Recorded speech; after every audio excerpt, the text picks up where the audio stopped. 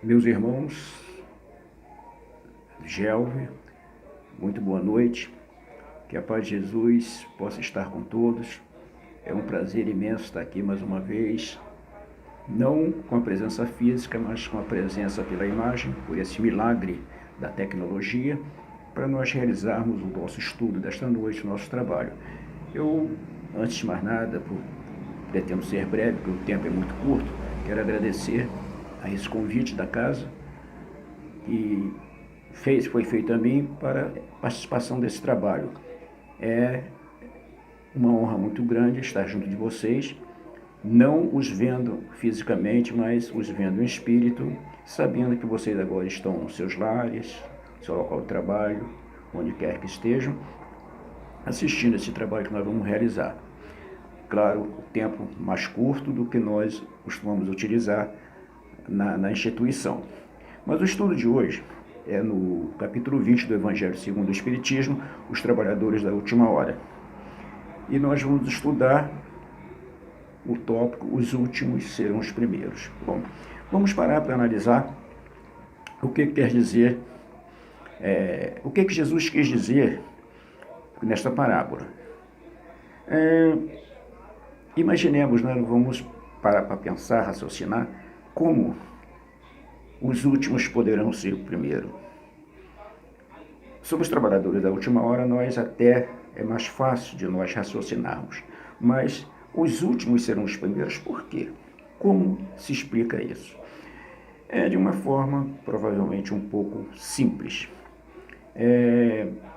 Imaginemos numa firma trabalhando, um determinado cidadão ingressa naquela firma com uma função bem simples, como, vamos dizer assim, serviços gerais. E passa-se os tempos, os anos vão passando, e aquela pessoa se acomoda com um determinado salário, ele se acomoda naquele serviço, está cumprindo a sua obrigação, chega na hora certa, cumpre sua jornada de trabalho, final do mês recebe seu dinheiro. Passa-se 2, 3 anos e ele continua naquela função. De repente, chega um mais jovem até do que ele, na mesma função. E aquele mais jovem também chega no seu horário, cumpre o seu dever, mas de uma forma mais ágil, mais agilidade no seu serviço. Procura aprimorar aquele trabalho que parece tão simples, mas vai aprimorando cada vez mais. E nessa forma ele vai galgando, né, os seus cargos na empresa. De um serviço gerais ele passa para uma supervisão, depois para uma chefia geral, e vai subindo, e o outro, que começou primeiro, começa a reclamar: puxa vida, eu estou aqui há mais tempo, continuo no mesmo ponto que eu comecei, o meu salário é igual ao de fulano, como ele conseguiu passar à minha frente se eu cheguei primeiro? Aí vem essa explicação do Evangelho. Nem sempre aquele que chega primeiro é o merecedor das graças da direção da empresa, porque ele aprendeu, faz o seu serviço, mas não progride, não realça aquilo que ele aprendeu. E justamente nessa parábola é que, nessa linda mensagem de Jesus, né, que ele nos diz, como podemos dizer, que quando ele assemelha, né, a vinha, o senhor da vinha, que é uma referência a Deus, a um pai de família. Pode ver que a referência ali que diz: o reino dos céus é semelhante a um pai de família que saiu de madrugada a fim de aliciar trabalhadores para trabalhar em sua vinha. Então, ele assemelha. Mas vamos ver, mesmo baseando na mesma premissa que nós iniciamos o nosso trabalho. Um pai de família tem 5 filhos, digamos, com algum espaço de tempo entre um e outro, né? Claro, esse chefe de família possui vários bens. Ele, com certeza, deixará como herança esses bens. Será que na hora da divisão, os que nasceram primeiro irão receber a maior parte dessa herança? Não são todos filhos? Esse pai seria justo em não dividir os bens por igual? Ainda voltamos lá. Suponhamos que esses que nasceram primeiro se acomodaram, fazendo uso e fruto dos bens da fortuna do pai. Os que vieram depois começaram a trabalhar para fazer com que aqueles bens aumentassem. Trabalharam, produziram mais, aplicaram o seu saber, o seu conhecimento naquilo. E o que acontece?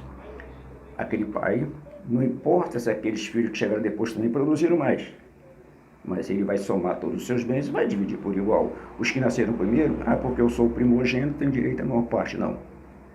Por que a inveja? Não é assim que ele diz também?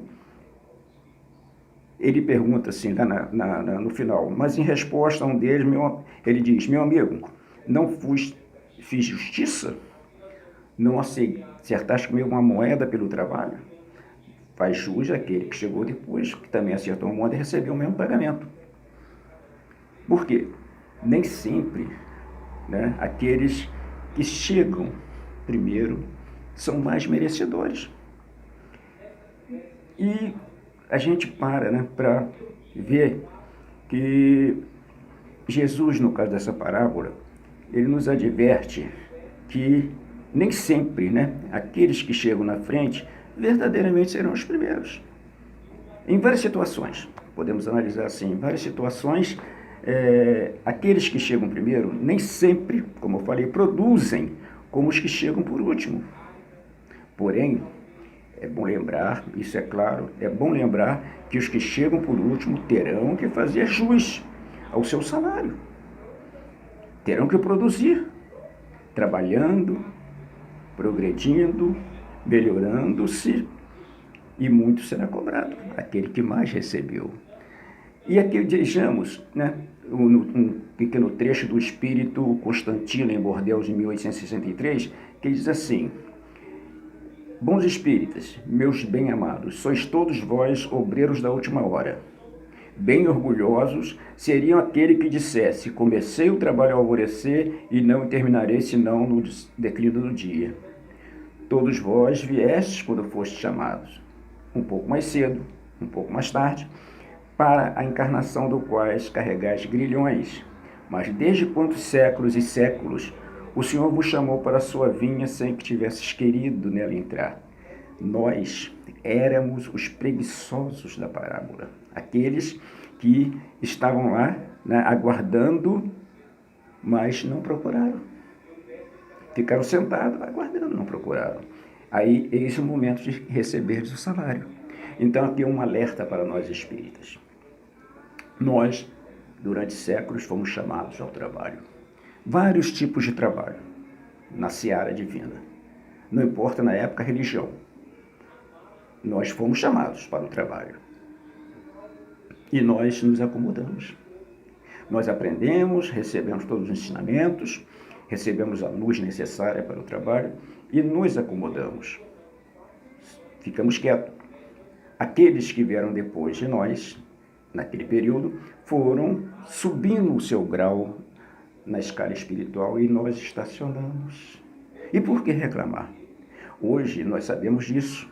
Então, mesmo se nós chegamos primeiro, como espíritas, vamos dizer assim, dentro da nossa casa espírita, fundamos uma casa espírita, trabalhamos na casa espírita, ficamos lá 5, 10, 15, 20 anos, somos os primeiros a chegar. Mas muitos que virão depois de nós darão prosseguimento à obra, porque nós aprendemos e passamos para eles. Nós nos acomodamos em parte, que isso é normal do ser humano, mas nós passamos para eles esses ensinamentos e eles receberão o mesmo salário que nós recebemos ao ser chamado, as mesmas graças, os mesmos, vamos dizer assim, os bônus horas que nós recebemos, que eles poderão receber até um pouco mais do que nós, porque eles produziram mais do que nós. Isso acontece muito no nosso meio mesmo, nós nos acomodamos, achamos que já fizemos tudo, não precisamos fazer mais nada, a casa está aí, então vamos nos acomodar e deixar o Deus dará.